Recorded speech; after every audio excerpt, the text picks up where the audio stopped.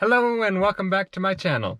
I just want to say thanks to everyone being so patient with me. I haven't uploaded videos like I thought I would. This summer's been pretty busy, so I didn't really film a lot. But I thought before the summer's up, I should at least do a video of the beet field.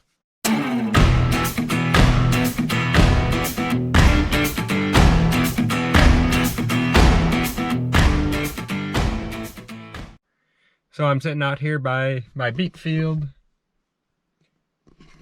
Today is September 13th, I think it is, Sunday. We just had a freeze a few days ago. It got down to 31 degrees 2 nights in a row. So it kind of seems like things are wrapping up for the growing season. A lot of the irrigating is done now. However, tomorrow it's going to be 94 degrees. So it's got me thinking, should I run the pivot one more time? I'm out here, I thought I would do a little digging around, see what kind of moisture we're working with in the soil.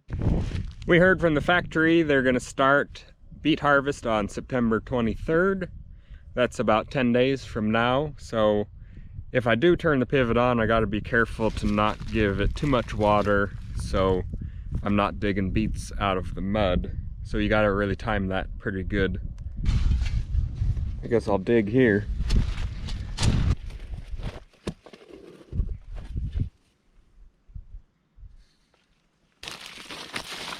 So this soil was about probably 6 inches down below the surface. What you want to do is try to make a ball of mud with your fist. If it sticks together like that clump of dirt, you know you have a decent amount of soil. It's not like hurting for moisture, but it's certainly not too wet either. So giving this a 1/2 inch sure wouldn't hurt anything.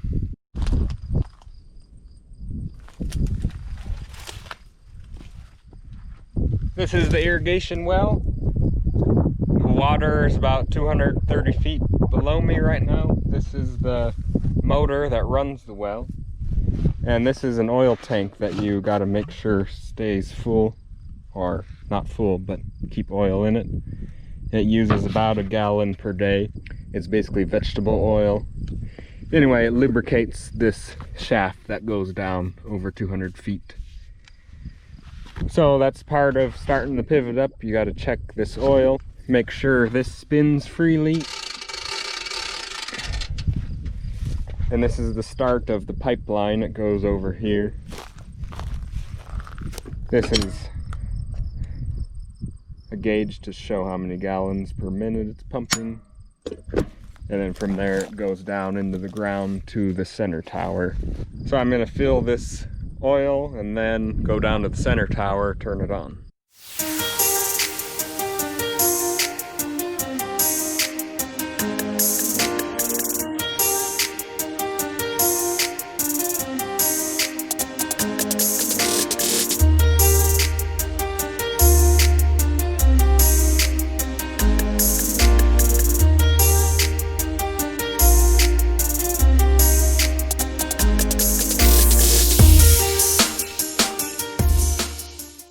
Okay, we're down here at the center tower now. What that means is this is the center of the pivot circle.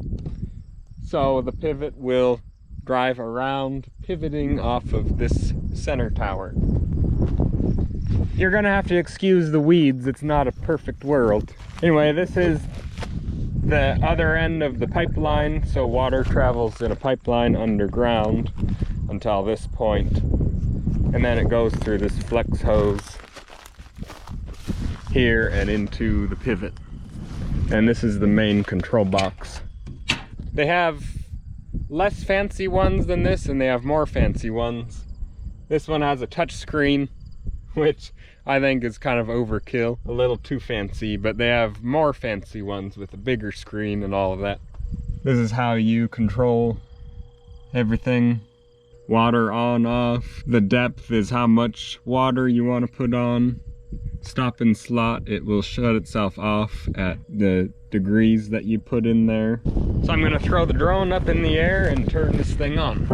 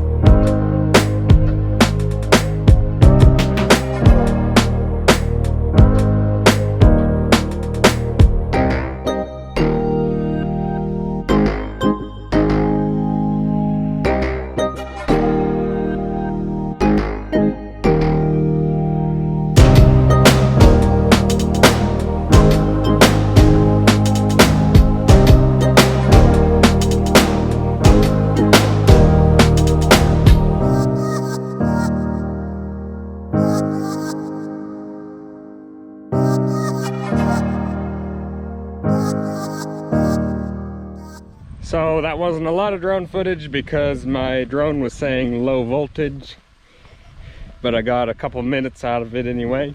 The pivot controls how much water is being put on by how fast these end wheels move. So if I was putting on more than a ½ inch, these wheels would move less often. The least amount of water I can put on is 22/100ths of an inch. And when I put that on, these wheels move all the time. That's as fast as it can move. And then the other wheels closer to the center tower just keep up with this one out here. And they have safety switches, so if one of these towers gets stuck, it'll shut the whole pivot off so you don't have a crash. Hopefully you don't have a crash. I thought maybe I'd pull a Beet up so you guys can see what they look like.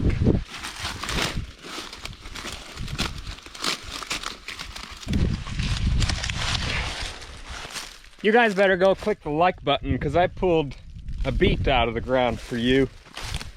That's costing me money.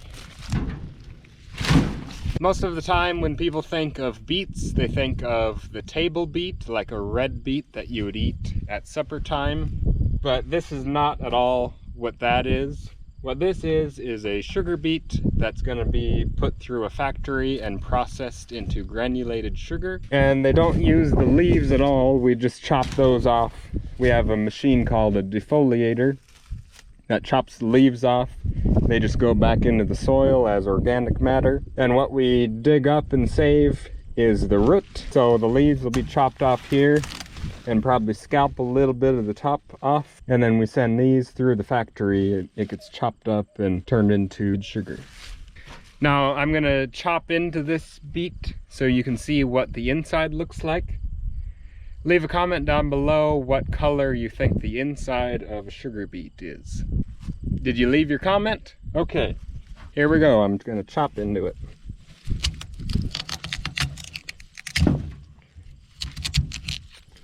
The inside is just pure white.